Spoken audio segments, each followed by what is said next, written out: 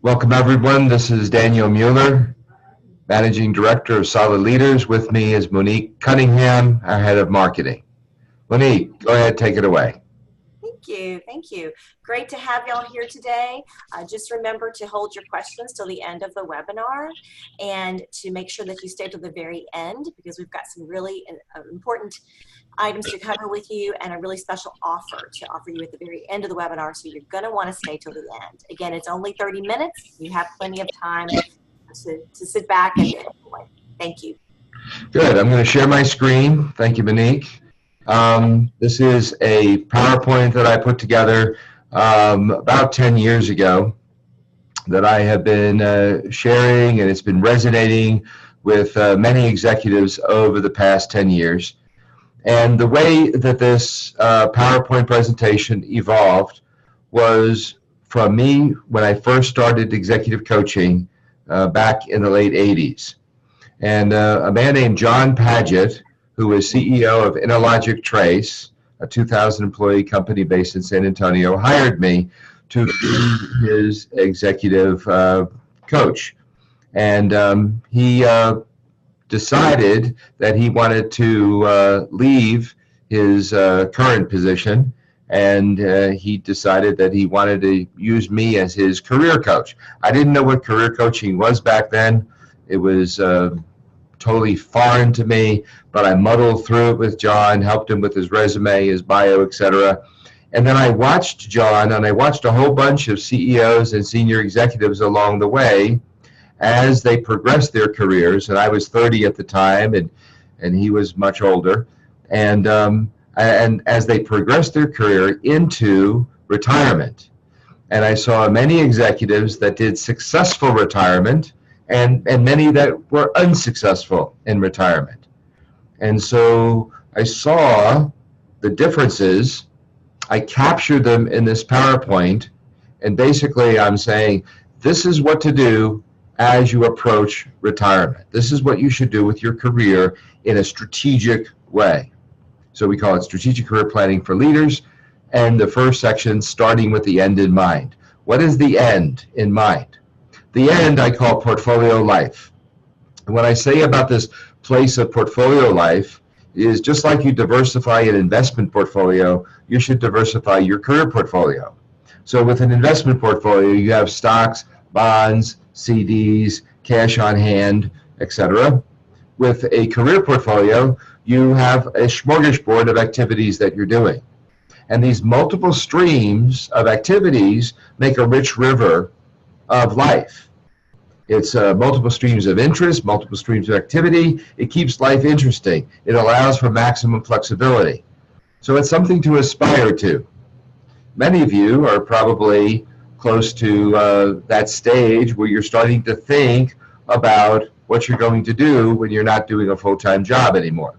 So the answer, start with the end in mind. Retiring is a bad idea. Within 6 months, dullness sets in. It accelerates mental and physical deterioration. It's demoralizing. You should retire when you need hospice. Now, portfolio life is a diversified set of activities, and we'll look at what those activities are a little bit later in this presentation. But first, what is your strategic career plan? Most don't have a plan. Most are strategy-less. And Monique, I think we have a survey that we want to do here, correct? Yes, sir, we do. I'd like to go ahead and launch that poll right now. The question is, are you starting to plan for portfolio life now? And we encourage you to answer this poll. We have done this webinar a couple of times. We don't know what it's going to come out to be. But if you would please go ahead and vote, we would really appreciate that. We will share those results with you in just a few moments. So are you starting to plan for a portfolio life now? So most don't plan their career. They're strategy-less. I've had the privilege of coaching over 1,300 executives over the course of the last 30 years. Most executives that I have coached, the vast majority, I would say well over 95%, have not had a written strategic career plan. Now, I think it's ironic that most of you guys, you men and women, you spend lots of time doing strategic planning for your businesses. And you're all about quarterly and annual planning cycles. But when it comes to your career, for some reason, I don't see executives planning their careers. Well, and this poll shows basically the same thing we've always seen, Daniel. We've got 55% said yes, they are, but then 45% said no, they're not. So we still have some ways to go. Good. So yeah, about 50% are starting to plan for portfolio life. That's great. So what you need in planning is you need both long range and tactical vision. And we'll look at that. But first, you need a roadmap. So if you're going to go from Dallas to Denver, you don't want to take the long way and go by LA and San Francisco. You want to go the direct route. So this is going to give you the direct route. 3-step process. 1, define your long-range goals. Step 2, define your mid-range goals. And step 3, then think about what you're going to do next. So step 1, define long range. That's where we're going to look way out into portfolio life. And the question is, what should I do in portfolio life? Well, you should hit your sweet spot as defined by these 4 indices. Natural direction of your career, your greatest soft skills, your proven abilities, and your greatest passion. Hitting your sweet spot will help you to really self-actualize. And we'll get more into that in one-on-one coaching. So if you're interested, I'm providing everyone who attends this webinar 3 complimentary coaching sessions where we can unpack any of the topics that you see or other topics that we don't discuss today. And we can also talk about the definitions of sweet spot. But right now I want to get to job focus versus career focus. So your job focus, that's the tactical, what should I do next, is the exact wrong thing to be thinking when you're doing career planning. The right way to approach this is to look out as far as you can, and if you can, look into portfolio life. What do you want to do when you're not working a full-time job anymore? And once you can answer that question, then you start reverse engineering and look at what is my next, and what is my next. So toward a portfolio life. This slide is really interesting. So if you look at the bottom left, that's somebody with a singular job focus. Their heads down, buried in their job. Now they come to this webinar and they hear, I should start to prepare for portfolio life. So I'm going to start thinking about what to do when I'm not doing a full-time job anymore. I like sitting on boards. Don't wait until you're 60, 65, 70 years old to get on your first board. The question that everyone's going to ask you when you start looking around is, well, how much board experience do you have? Get the experience now and get a taste of it now. The word I use is dabble. Dabble now in portfolio type activities to see if you're going to really enjoy those things when you're not working a full-time job anymore. So this person, let's say this bottom circle, did that and they're loving it, and then their company gets sold. And boom, they find themselves in between roles. It's a great time to experiment with portfolio type activities.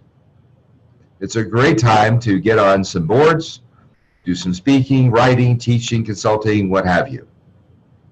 However, oftentimes people that decide, that's it, I'm done, I'm in this full-time portfolio life, well, they are unsuccessful in that endeavor because a job comes along, another job. And it may happen several times. I've seen several cycles where an executive will say, I'm done, I'm in portfolio life, I'm only doing some fractional work now, and they get recruited into a new job. They do that. They have more of a project focus, not a job focus. So they're doing maybe a turnaround for a couple of years, whatever. And I've seen a number of cycles of that where the person will do 2 or 3 roles, but eventually you'll be done, and you'll be up here in this upper right circle, where you're in a pure portfolio life doing a set of varied activities. Now, the cool thing about portfolio life is that you can change pretty much at will the portfolio mix. So this person you can see is on 4 boards. However, they could get off of boards. They can get on more boards. They can stop a writing project. They can start a writing project, etc. But let's look, before we get into the exact activities of portfolio life, let's just look at stages. I see that there's 2 main stages of an executive's career. There's the growing stage, which is the first few circles on the left, and then there's the give back phase. The give back phase, where you're really starting to think about leaving a legacy for the next generation. You're more involved in mentoring, more involved in coaching, more thinking about how can I really prepare the next generation for taking over what I'm doing. Here's a sample of portfolio activities. Now, I've been sharing this same slide for a decade, and I have yet to have any one of you come to me and say, Daniel, there's something missing on your slide here. Here's another activity that you should add.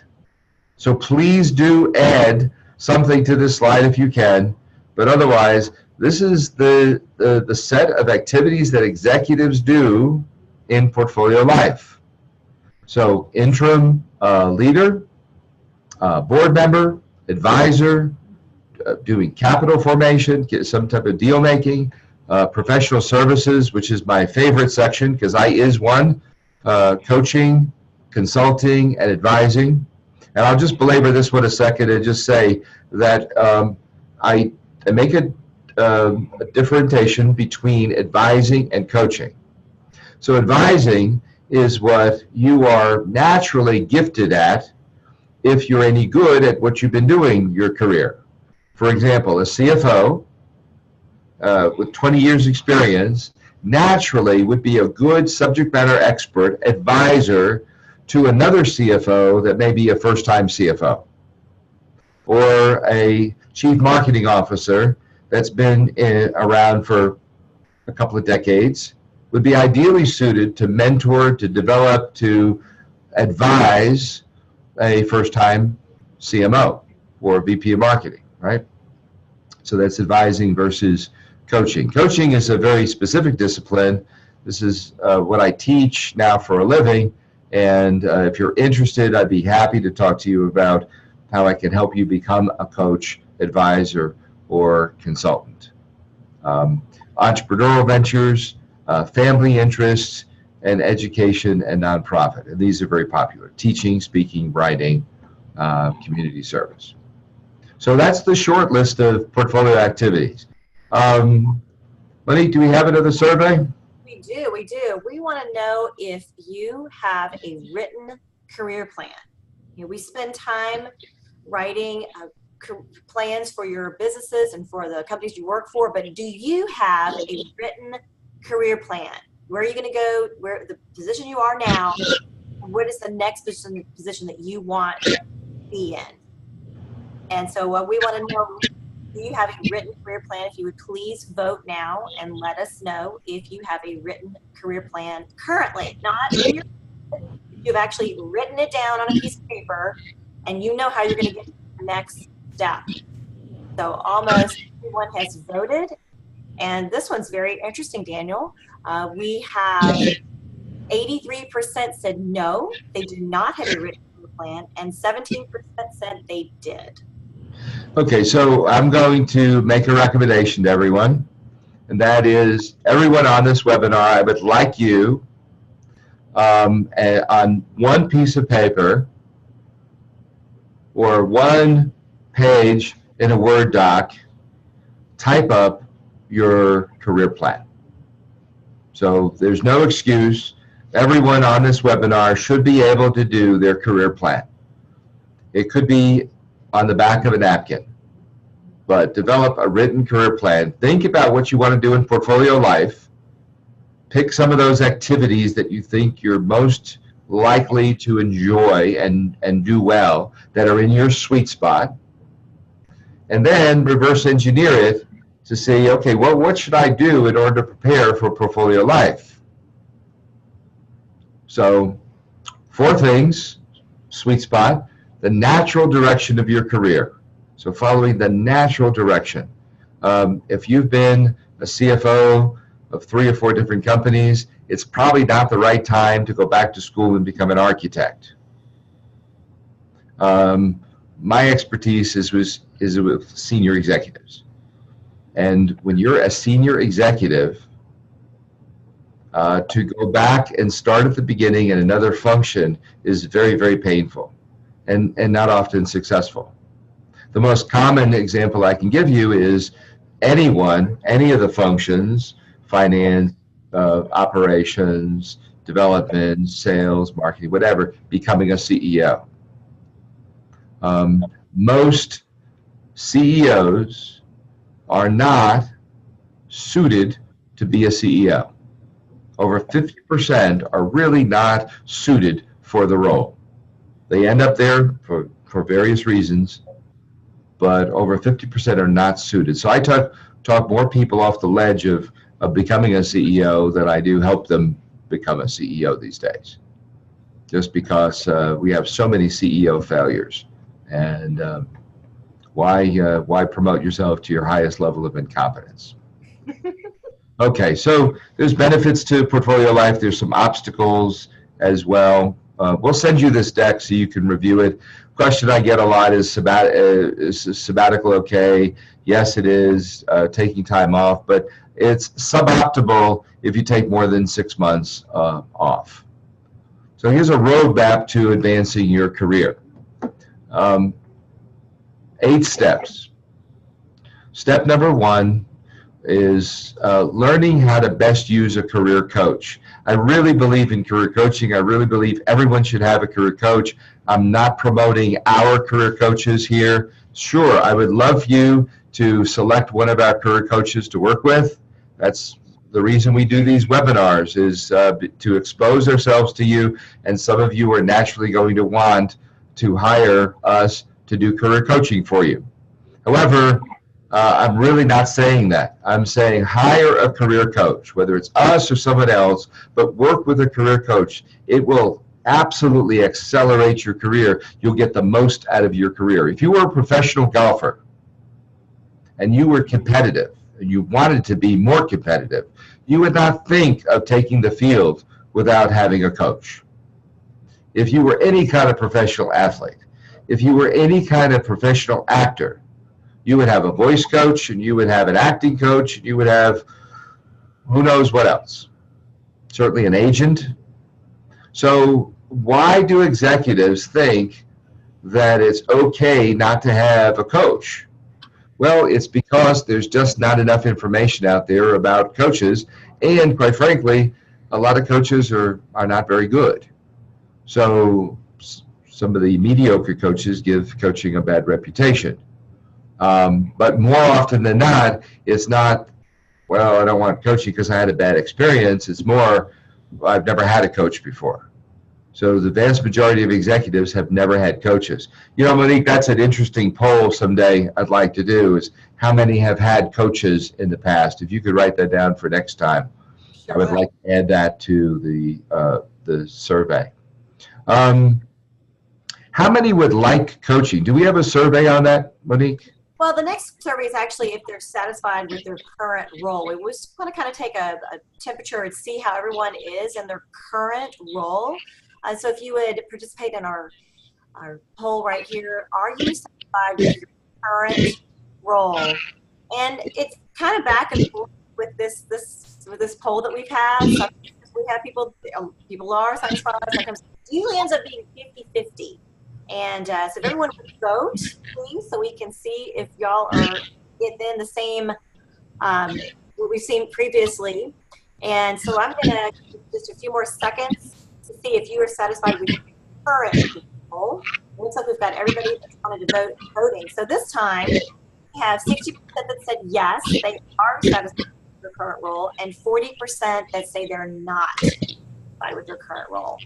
I just saw it actually change to 55%, 45%. It sure did. Yeah. Okay, so about 50%, 50-50 is what we typically see of people participating in this webinar. So about half of you are satisfied, and that's great. And we do leadership coaching as well. So leadership coaching is for people that are satisfied in their roles, helping you grow your skill set in that role. Career coaching, which is what I'm showing you right now, is for those that are not satisfied and want to make it better somehow. And so we have a process of assessment, goals, tools, networks, interviews. I mean, I'm not going to read the slide to you, but we are going to send this to you. And in summary, ideas for next steps. 1, dabble in portfolio life now, experiment. 2, brainstorm with solid coaches and others about things that you could be doing in portfolio life. 3, begin research and informational interviews now for people that are doing those things that you think you might want to be doing. For example, if you think you want to get on a nonprofit board, you've never been on a nonprofit board, but you think that would maybe a portfolio type activity for you, interview a couple of nonprofit board members. How is it? What is it like? You may find that nonprofit boards are just not for you, that you really have to be on a for-profit board, and that's more your style. Everyone has their preferences and their sweet spot. Your job is to go figure it out. A career coach's job is to help you figure that out. Assess where you are today, assess where you want to be in 10 to 20 years, develop a demanding written career plan, and me or any one of my coaches can help you with that. And then hire a career coach, and that really is not self-serving. A career coach will make you money. It's the kind of coaching that gives you the greatest ROI, where you truly have complete return on investment of 2x, 3x, 4x, sometimes 10, 20, 30x. Some of my clients, I've made tens of millions of dollars over the years as they've really managed their careers in a highly effective and efficient manner. Okay. I put some references together in this deck. You can read them at your leisure, but I've worked with some top CEOs and senior executives over the years, and they were kind enough to say some nice words, and they're in there. And I put those in there because you might be interested in hiring me as your career coach. So there's some references for you, okay? And that will be on its way.